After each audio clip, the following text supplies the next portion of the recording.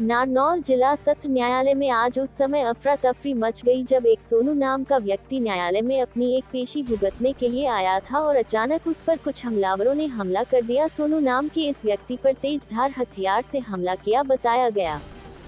सोनू हमले में गंभीर रूप से घायल हो गया, जिसे नारनौल के नागरिक अस्पताल में तुरंत लेकर जाया गया, लेकिन उसकी गंभीर हालत को देखते हुए सोनू को नारनौल नागरिक अस्पताल से रेफर कर दिया गया। इस घटना के बाद नारनौल सत्र न्यायालय में सुरक्षा को लेकर अब सवाल उठने लगे हैं। आज हुई इस घटना को लेकर नारनौल बार एसोसिएशन के प्रधान मंजीत यादव के अलावा अनेक एडवोकेट्स ने सुरक्षा पर चिंता जताई है और पुलिस विभाग से मांग की है कि यहां पर सुरक्षा के पुख्ता इंतजाम किए जाएं, क्योंकि अनेक संगीन मामलों में यहां पर लोग अपनी तारीख भुगतने के लिए आते हैं। ऐसे में आज का हमला सुरक्षा पर सवाल उठाता है। ये मामला FIR नंबर 257 और 260 अटेली थाना से संबंधित है, जिसमें दोनों तरफ के जो एक्यूज्ड थे और जो गवाह थे वो कोर्ट में आए हुए थे। भारद्वाज साहब के कोर्ट में उनकी गवाही होनी थी। इन दी मीन वाहिल मैं और बाबूजी जब गवाही करवाने के लिए अंदर गए तो किसी दूसरे केस में गवाही शुरू होगी। इन दी मीन वाहिल हमने यहाँ आकर के देखा तो 3-4 लड़के, सोनू सुरानी नाम का एक लड़का था, उसको चोट मारने के लिए लगे। तो जो हमला किया वो कौन सी पार्टी से, किधर से थे? वो अटेली के ही कोई सैदपुर गांव है, वहां के लड़के बताए जा रहे हैं। जो घायल हुआ उसका क्या नाम है? वो सुरानी का सोनू नाम का लड़का है, वो भी ट्रायल फेस कर रहा है 307 के केस में, और उसी केस में आज वो आया हुआ। क्या उसकी अवस्था है, किस तरीके से? जिस तरह से चोटें लगी हुई थी, गले के ऊपर भी, सिर में भी चोटें थी, कमर और पेट के ऊपर भी चाकू लगे हुए थे, तो सीरियस हालात है। तो कोर्ट के अंदर सुरक्षा को लेकर कोर्ट को लेकर के, सुरक्षा को लेकर के मैं तो निवेदन करना चाहूंगा SP साहब से कि तुरंत प्रभाव से जिस तरह की व्यवस्था है यहाँ पर पुलिस अधिकारियों की संख्या बढ़ाई जाए, और जब कोर्ट में जहाँ लोग न्याय की उम्मीद करके के आते हैं, उस उन्हीं जगह पर इस तरह के अगर हालात होंगे तो फिर तो मैं कहता हूँ कि आम आदमी सुरक्षित कहाँ है।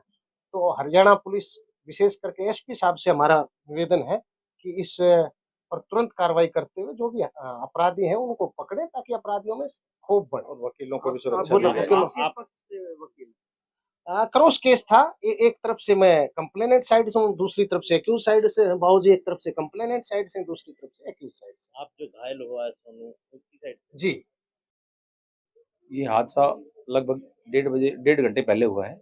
बड़ी निंदनीय घटना है और कहीं न कहीं पुलिस का भी फेलियर है और हमारे बार एसोसिएशन में कुछ अनियमितताएँ हो सकती हैं।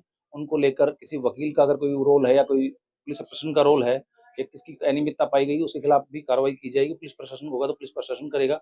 जुडिशियल ऑफिसर इस बारे में काफ़ी मीटिंग्स बुला चुके हैं, 2 मीटिंग बुला चुके हैं और जैसा ये असामाजिक बैड एलिमेंट्स होते हैं, इनके केस चलते रहते हैं, इनके गैंगस्टर टाइप के लोग होते हैं, आपस में इनका झगड़ा होता है। आम वकील का या जो इसका इससे कोई लेना-देना नहीं होता। आज जो ये मामला हुआ, इस मामले के पीछे की क्या हिस्ट्री सामने आ रही है? सर देखो, मेरे ना क्लाइंट हैं, ना किसी और वकील को पता है इस मामले की।